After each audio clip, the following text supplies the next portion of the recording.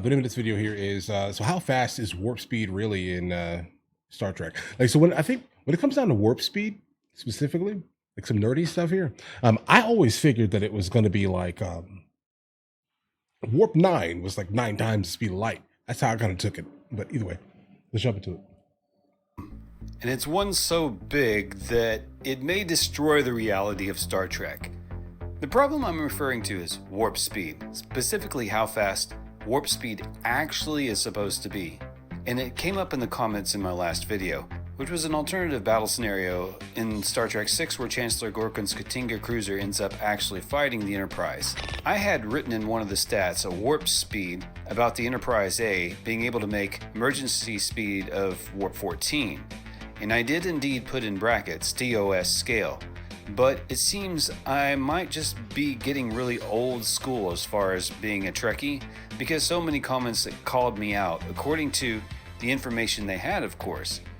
And that is, as of TNG, or the next generation, no one can make past warp 10, as warp 10 is infinite. Well, yes, this is Wait true, a second. but that is the TNG warp speed scale. So Okay, but hold on. But didn't specifically like in Voyager they built a craft, like a craft that had the ability to basically go faster than the theoretical like max warp speed, like specifically. I'm almost positive. The engineer that was married to Bellana specifically, I think that was him, and Kim. Let me know in the comments if you guys know. So let's dive into this. Let's unpack how fast warp speed Or actually not, is, how long GK it takes hater. to get from one I haven't place seen to that another, video. and is warp 14 the same as warp 10 in the next generation, etc. But before we get into all that, let me take about 30 seconds to pretty much promote myself. I typically don't like to take on sponsors. Okay, what and is I'm this? pretty much a one-man show here. And YouTube ad revenue has its Do ups you and have downs, a which is why I have a Patreon at patreon.com/resurrected. Here Okay, my what do you patrons do? can get access to works in progress, 3D Okay, so he renders, he creates 3D models. All right. On YouTube, I'll put the link in the description for you guys. actual speed of warp travel followed a simple and straightforward formula, and that was simply that a warp factor is the speed of light cubed. This came from something amazing they did in the original series that modern Star Trek has failed to do. They had an actual Star Trek Bible for the writers and directors of the time, and that is where the light speed cubed formula comes from for warp factors. So, for example, if the Enterprise travels at warp 7, which is pretty high for that ship at the time, they're traveling at 343 times the speed of light, which means they could reach our nearest star, Proxima Centauri, at 4 light years away that in changes 4 things. days and some change. Or they could make the planet Vulcan in the 40 Eridani system in about 17 days. The Enterprise A is a much newer ship based on the original Enterprise refit of the Constitution class and is capable of far greater speeds, whereas the original Enterprise makes about warp 8 as the maximum safe cruising speed. The Enterprise A can make warp 14 in an emergency according to most tech manuals and lore, so that is 2,744 times the speed of light, meaning the Enterprise can reach Proxima Centauri in a few hours at that speed. Got it. Now the TNG formula is not Yeah, I was wrong. not so straightforward, but it is to a degree up to warp 9. The formula is the warp factor to the power of 10 over 3, or the power of 3.33, rather than simply cubed. So warp 7 in the TNG scale, rather than 343 times the speed of light, would be 651 times the speed of light, and warp 9 would be 1,505 times the speed of light. So it would seem that the Enterprise A at the maximum warp of warp 14 in the TNG scale is still somewhere above warp 9. Above warp 9, we have to use a different formula, because at warp 9.6, which is the maximum speed of the Enterprise D, the TNG formula puts this at 1,743 times the speed of light, which is still much slower than warp 14 in the original scale of 2,744 times the speed of light. But there's more to this formula. So I went to this website, which has got some interesting information at ditl.org, and it's kind of interesting, so check it out. Velocity is warp factor times 10 to the third plus a plus ln, whereas the The subspace field densities of electromagnetic flux, and 11 or 12 Cochrane refraction. F1 and F2 are the Cochrane refraction indexes respectively under ideas like you do warp 7, you go into the thing and you do that, carry the 3, 6 times 5 to the third to the infinitum and nauseam to the other, and then move that over times 20. You do like a formula there, and then it comes around to the thing, and then oh god, it comes around to the thing. No, I'm not great at algebra. Maybe if my teachers had given me equations like how to calculate warp speeds, I would be amazing at it by now. But there are a few things about this equation I find very intriguing. There's the subspace field density is one of them. You see, in Star Trek, warp speeds manipulate space in a way to utilize subspace, but this may also refer to the time-space constant, and this constant is not constant. In other words, time and space near something like a black hole is much slower due to the presence of a massive gravity well, and time and space is faster or more constant, at least the further away you get from these gravitational forces. So this has a bearing on the overall warp speed relative to everything else in the universe. Also in this formula, he puts in something called the Cochrane refraction and reflection indexes, which I believe has to do with the degree of which space is distorted by your warp drive. And finally, there is electromagnetic flux, which refers to the amount of magnetic field lines that are in that area of space, which can come from any number of celestial bodies or electromagnetic storms, etc. This means that the velocity of warp speed is, well, it depends, and it's not constant. I honestly kind of like this idea a lot. It is not unlike the sea state. In calm seas, you can make much better time than you would in rough or stormy seas. Warp 9 in deep interstellar space will actually be quite a bit faster than warp 9 in some place like a vast nebula due to electromagnetic forces, gravitational influences, etc. In this way, warp speeds become a little bit more like hyperdrive in Star Wars. I hope we can do this, guys. Honestly. Seriously. Because the speed of hyperdrive it's not going to be us, depends on though. what hyperdrive route you are on. The main evolution hyperdrive of us, maybe. highways can get you across the galaxy in weeks, whereas less charted minor routes can take far longer. Of course, hyperdrive is mostly different in science than warp drive as far as we know. And finally, I just want to point out that often the writers and world builders of sci-fi universes such as Star Trek especially are often totally oblivious of distance and time traveled in space. There's a reason a cruiser like the Enterprise needs to be the size it is. It shouldn't take seconds to travel from one star to another, but more like days, weeks, months, and for deep space travel, years. Unless these ships travel above warp 9 on the TNG scale all the time, but we know that they do not. No. The verisimilitude or consistent believability of Star Trek is often flawed and made worse by the nature of modern Star Trek.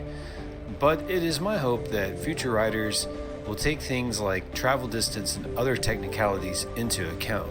They're not going to. The verisimilitude of warp travel and warp factors is something that is consistently broken throughout Star Trek. It's a tough one. Yeah, it's all over the place. I'll give you that. Do not have warp equations and 3D maps of the Star Trek universe in front of them. Okay, guys. Whoa. Listen, I'm not sure that I've ever seen such a deeply like in-depth explanation of warp. I didn't, like, nothing in me said this. So now imagine me, all right? Oh, idiotic me in the context of this here, right? Saying, yes, I'm thinking warp 9 means 9 times the speed of light. No, guys, it's no, that's not a thing. It's cubed. Okay, wow. Well, that absolutely changes things.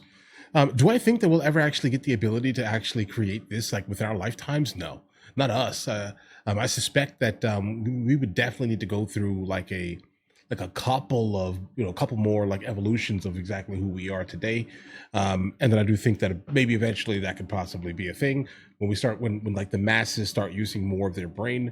But I also don't think that it would never be like this in real life. It'll probably be like folding, if that makes any sense here. I think that's probably a much more, I wouldn't say logical, it's still definitely sci-fi, right? But like imagine, like, well, guys, what is the distance between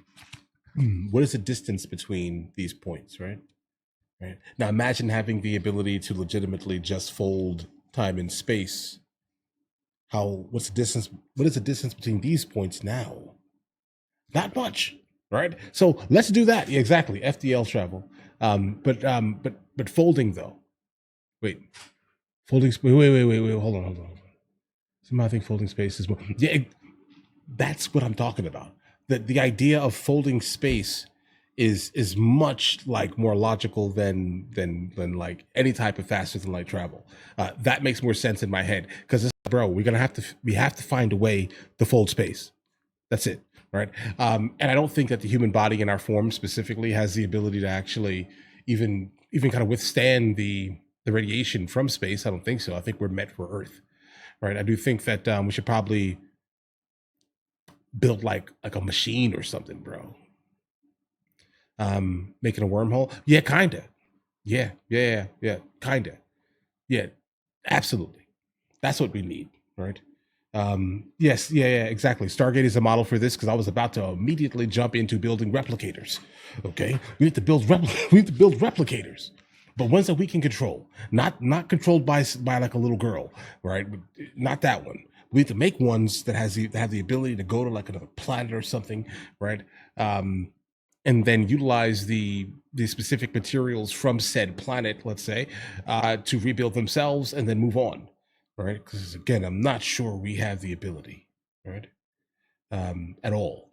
In Shadow Falls, I am such a Stargate nerd, all right, that the reference of me folding space specifically came from a very the Schrodinger episode of Stargate. That's where the reference for this came from. Um, Schrodinger's cat episode, I think. I forgot the name of it, guys. Apologies. Right? Um, they found some guys that were basically expiring on like a planet, and they brought them back through the gate, right? And they had like a long, lengthy conversation, and the guy basically could walk through walls or something crazy like that, and he was telling him, "Listen, bro, folding space." All right.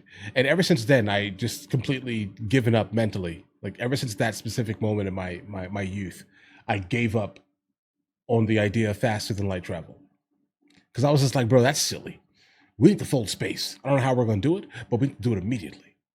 Like, do it right now. We can actually get some distances. Maybe we can kind of like visit one of the Keplers or something, right? Or any other like, planet within the Goldilocks zone of their star, guys. You get what I mean here, guys? Exactly.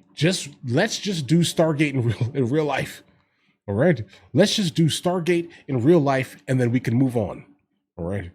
That's kind of where I'm at with that here. I love Star Trek. I absolutely love the idea of Star Trek. I'm not really like a Star Wars type of person because it gets like a lot more fantasy than like, I don't know. It's too far away from reality, if that makes any sense here.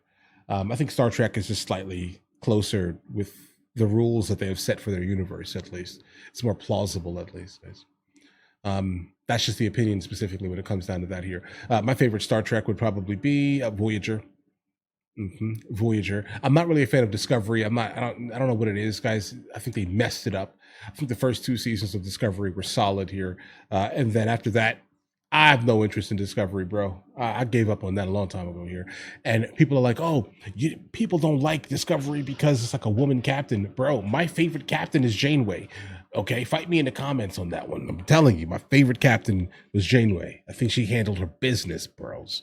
Then probably after that would be Cisco and then Picard.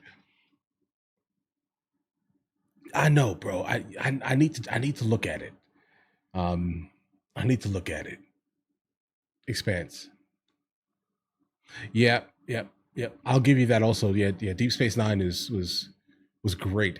And there were so many characters you can kind of get involved with and things like that. I would definitely like to see the Trill come back in some meaningful manner. I know they came back in Discovery specifically, but again, I hate Discovery, so I don't want to watch that nonsense. I'm sorry, I can't. I don't know what it is. It just enrages me, right? Like the man hate is palpable.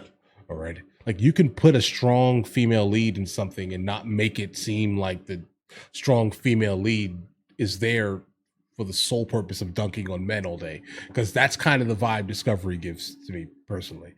Babylon 5 also was great. I have not seen that show in years. I do have the entire disc set. I just haven't watched it like legitimately in years, and I can't even tell you what the show's about, if that makes any sense here. I bought it from like a pawn shop like years ago, and I never actually went back to it. But I do recall Babylon 5 from my youth.